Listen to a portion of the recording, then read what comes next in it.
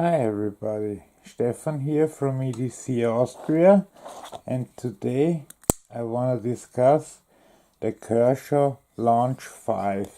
But before we actually talk about the knife itself, I want to talk about Kershaw a bit because I find it interesting. It was founded in 1974 and became part of the Kai Group in 1977, and since then it grew pretty fast. In 1997 they moved to Wilsonville in Oregon, and then finally in 2003 they moved to Tualatin, where they are to this day and employing 250 people. Those are the ones that create all the knives that are made in America. Because as you know, the cheaper Kershaw knives are made in China. And Kai USA has kind of three prongs. It has Kershaw, it has zero tolerance, and it also distributes the Shan knives, which are from the Japanese Kai mother company. Those are high-end kitchen cutlery. And as for Kershaw itself, I'm sure everybody's familiar with them.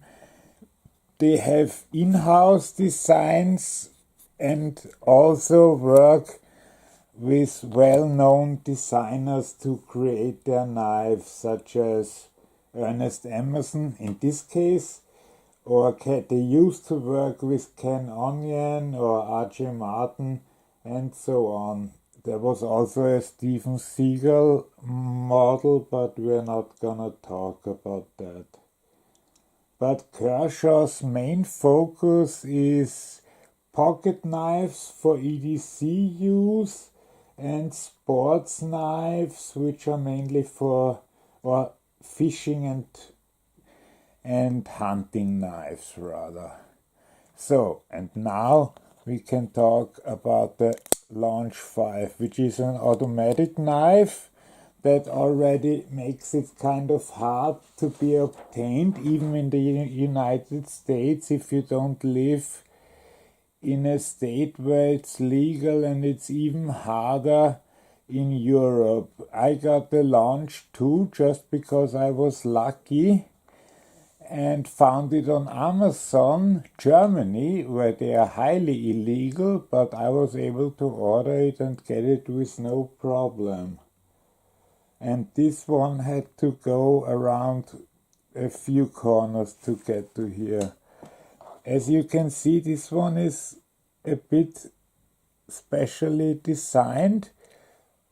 It's an Ernest Emerson design, although you wouldn't see it on the box because it's the typical Kershaw Launch box, the Made in USA box, and not the other one which they usually use, which has the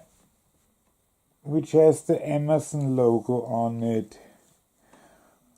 But still, I mean, it says Emerson on the blade, and you can kind of see it in the design. It has this nice switch. It is a clip point design. As with all the autos that Kershaw produces, and currently there are 6 of them, 5 worth buying, sorry, they are using 154 CPM steel, which is the powder metallurgy version of the CM 154 steel, which is quality-wise, when it comes to toughness, edge retention and all that, it's kind of between VG10 and S30V. And now let me show you some cutting footage before we come to the specifications and the conclusion. Okay, let's first try the launch with cutting paper. Oh, that's great. Not like with the tirade from CRKT where I had to fake it. No, this actually really cuts well. Okay, I think that's enough. Now let's do some cardboard. This is kind of against the grain, but this knife doesn't care. Wow. Wow, that is strong.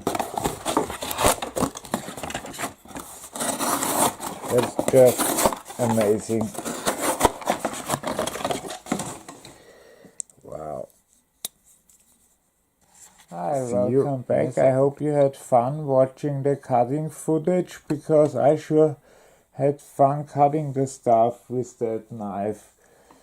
It was better than expected, because the Launch 2 actually came less than sharp. I will show it then shortly in the size comparison, but just to go over the stats for this knife, it of course has a push button, which you can see is recessed inside so that you can't open it by mistake. It's a reversible pocket clip, so you see here the cutouts if you wanna carry it on your left side.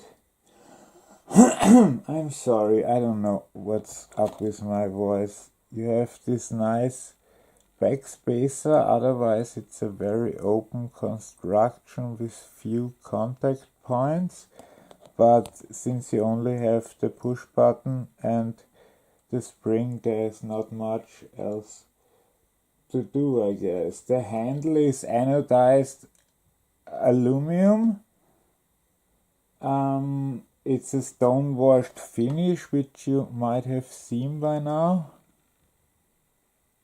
I hope it was obvious, but I'll show the knife near the end in completion again. The blade length is 3.4 inches or 8.6 centimeters.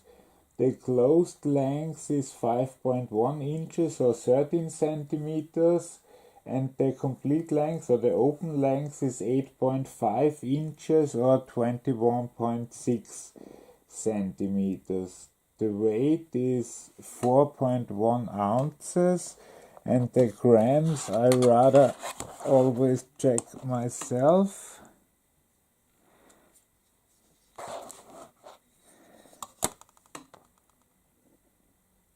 $115.1. That's rather light, actually.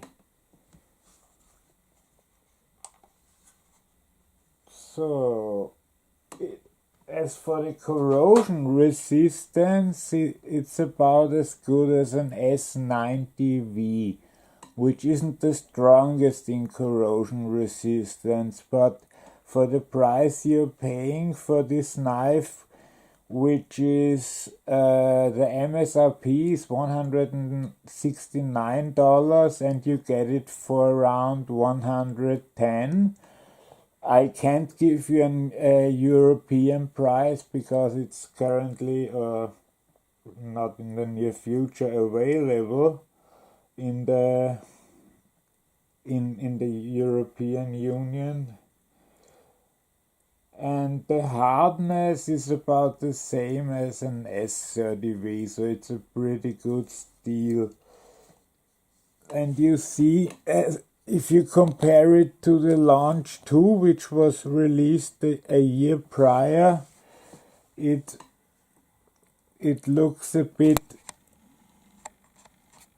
more tactical, but that is of course due to the work from Ernest Emerson. But in my opinion, from the blades themselves, there's not too much difference. Of course, you have different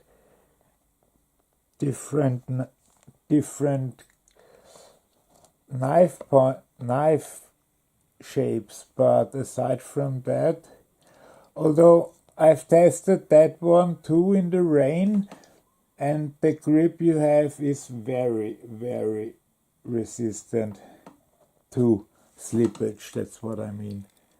And I'll show you up close.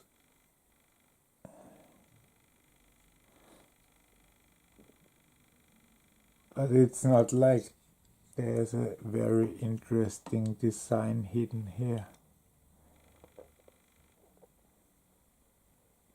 It's the 7600. I don't know where they got off with the numbers, because my Launch 2 was still named 7200, so somewhere they kind of missed the train, and this is the Launch 5, but it's called 7600. If we compare it to a sequencer from handle and blade, is pretty much, oh, I need to zoom out a bit, sorry, but handle and blade is pretty much the same length, although I'm not saying it can replace your sequencer. If we go with another Kershaw Emerson,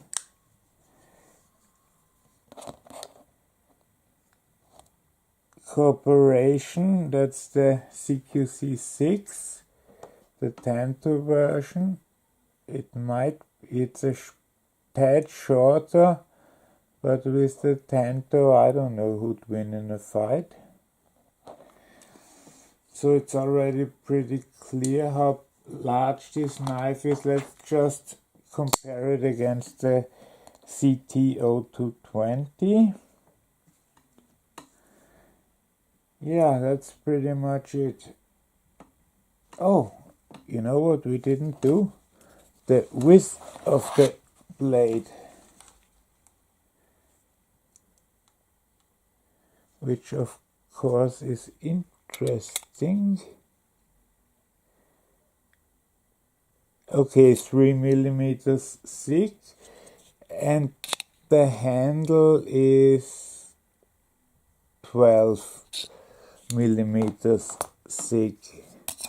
As for my recommendation, first let me address something. I already saw this in the reviews on Knife Center, and I heard this about other Launch knives, that they don't lock, but you need to break them in and you need to oil them a bit. Also, you can't keep the button pressed.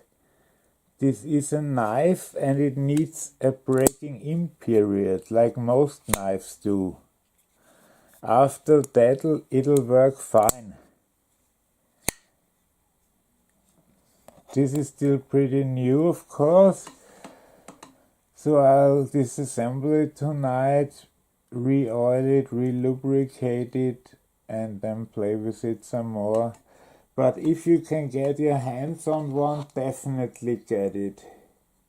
But only like if you can also carry it. But I tried to order one to Austria from Blade HQ, and they said even though they know it's legal here, they were asked by our customs agent not to send them because they needed a special import license for that, and that they didn't have. Well, so much for that. So if you know someone in America, that's your best bet of getting one of those. Definitely recommend it, because $110 with shipping, it's maybe $140. Not a lot of money, but you're getting a great knife for it. Okay, have a great weekend, or whenever you're watching this. If you liked the video, found it somewhat interesting, I know I went on way too long, but still, please leave a like. If you want to see more knife reviews or looking forward to my upcoming prepping series, please subscribe. Have a nice day. Bye bye.